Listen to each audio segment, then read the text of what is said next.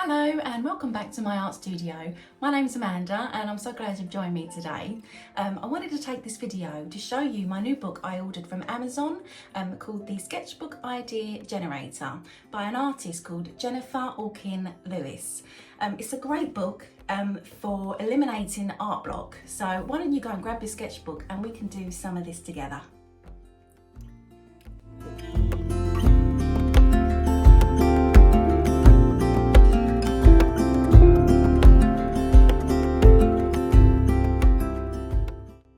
So in my hunt for more inspirational books, I came across this cute little book on Amazon. I think I paid £13 for it.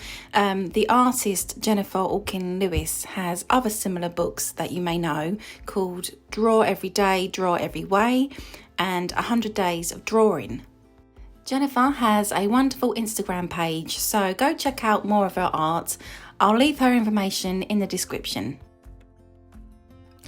The first few pages explain how to use the book. As you can see by this example, you are asked to pick 3 choices to get started: the subject, the medium and technique, and the colour palette. You will see that the pages in the book are sliced into 3 sections, which you can easily flip through to see all the prompts and all the choices you have. The book also has a handy section that explains the different mediums and the techniques you can try with them, such as watercolour techniques, for example. The book explains wet on wet and wet on dry and so on. It just gives you a small but helpful description on how you can achieve these techniques. As you may know, thinking of things to draw and paint can take more time than actually doing it, and sketchbook doodling shouldn't be something that stresses you out. It should be about making art which is relaxing and enjoyable. I am trying to do sketchbook practice as much as I can and when I can. As I work full time, my time is kind of limited, so I don't want to be scrolling for reference photos and ideas when I finally get the chance to paint. I wanted to give this book a proper try today, so as you can see I am flipping through the subject prompts, and to be honest this is the part I needed the book the most, and I'm glad it's filled with a variety of subjects such as animals, architecture, things in nature, but clearly I like the sound of the prompt that I've picked here, dressed up dog. I thought that sounded like a bit of fun.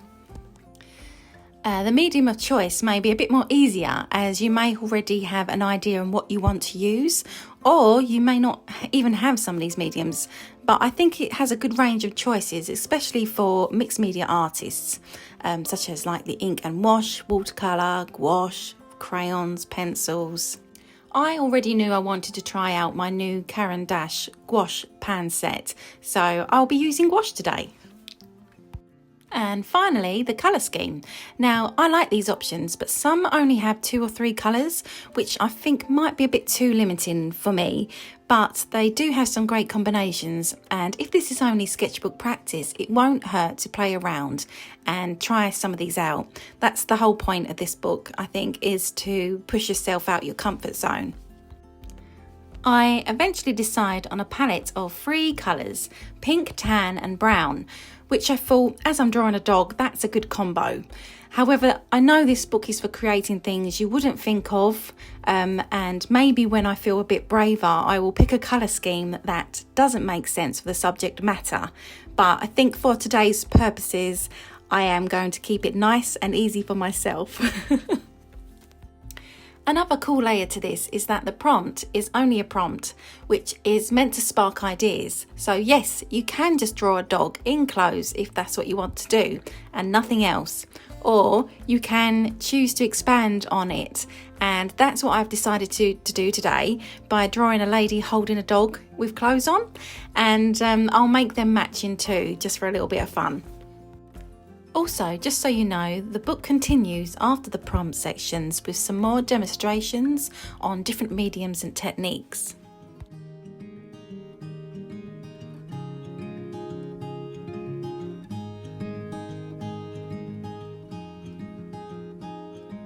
Also, there is a great section explaining different styles such as realism and pop art, Each style has a small description, and some of these I am looking forward to exploring further. I think it could be fun to try the same subject in different styles to see if you prefer a certain style.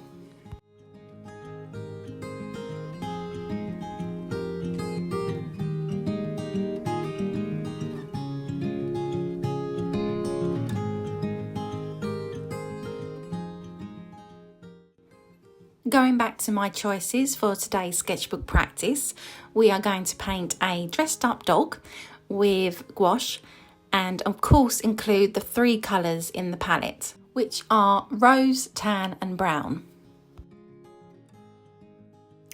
I started off doing a light sketch of a woman holding a cute fluffy dog. I wanted to draw this in a soft cartoony style, so definitely not going for realism, but I wanted it to look like the lady was hugging the dog and she was looking over her shoulder, which is a good way to get out with drawing faces. I have been finding faces so difficult lately, but as you can see in this time lapse, I think I do more erasing than I do actually drawing, so I better stock up on erasers this year, that's all I can say. I then change the hairstyle a few times and go over the sketch with a kneaded eraser to soften the pencil marks ready for the paint. As I said, I chose gouache as my medium today as I wanted to give my new Caran D'ache pan gouache set a try. And these are student grade paints, not really meant for professional work. So I would say this set would be best for sketchbook artists and sketchbook practice, which is perfect for me as I live in my sketchbook, and if I do something that I'm really happy with, I normally just scan it in so I can make prints if I wanted to. I did have a play about with these earlier this week and I've swatched them out, and as you can see here, I'm in my book of swatches. I think I've been putting this set off for ages as I really love my Winsor & Newton designer gouache. And I thought, do I really need it? Do I really need this? But then I also thought that these are actually completely different. The Caran D'ache set is more convenient for when I want to do a quick sketchbook session.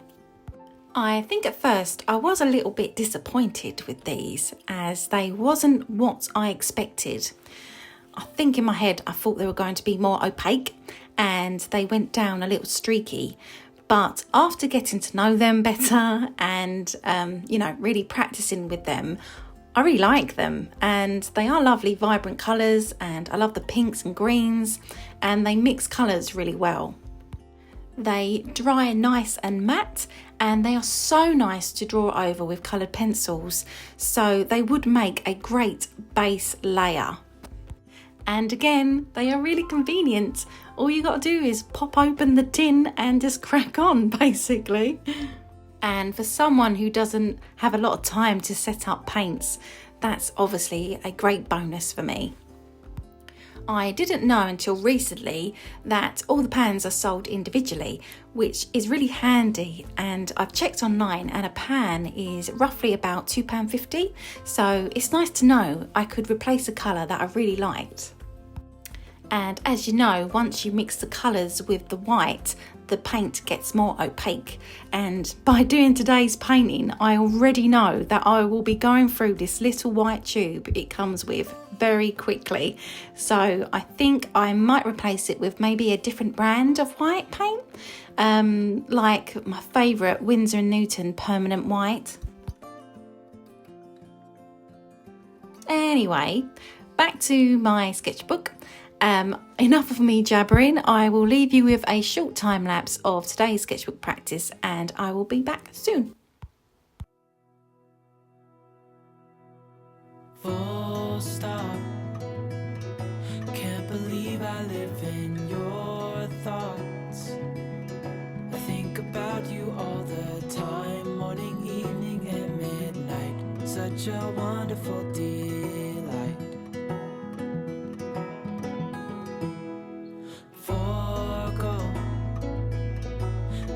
Everything that I own, yeah, I'd give it all up now just to be unexpected love was found. You're the rose in a garden, and it shows if I'm honest. You're the leaves in mid-August, and I've come out here to say that I love you. Ooh, ooh, you, ooh, ooh. So slow, hold you in my arms, won't let go. The world around could pass us by, a thunderstorm, a lightning strike, as we hold each other tight. You're the rose in a garden, and it shows if I'm honest.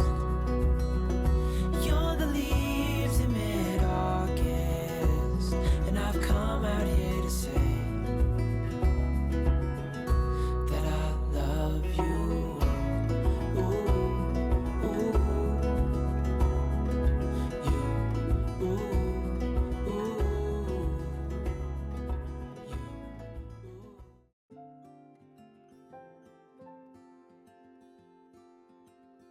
So this is my sketchbook page finished. I may come back and make more of the background, but I like the cute little border around it with paws and bows. Overall, I'm really happy with this book's possibilities.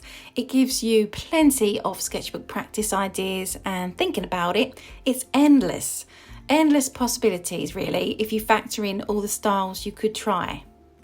I think it's a great book for both beginners and professionals, as it gives good clear instructions on each technique to get a beginner started, and it will remind a professional on all the options that maybe they haven't tried before or not done in a while. And of course, it's your choice how much instruction you want to take from the book. Anyway, I thought it was worth sharing this book with you. Please let me know if you have a book that sparks inspiration, as I'm always on the lookout for books to add to my growing collection. I would love to know what your thoughts are on this book, so please leave me a comment, and if this is something you think would help you, I will also leave the link in the description to Amazon. Thank you for keeping me company today. I hope you enjoyed this video. If so, please remember to give this video a thumbs up and subscribe to my channel. It helps me so much. So until my next video, please stay safe and have fun making art that makes you happy. Take care. Bye for now.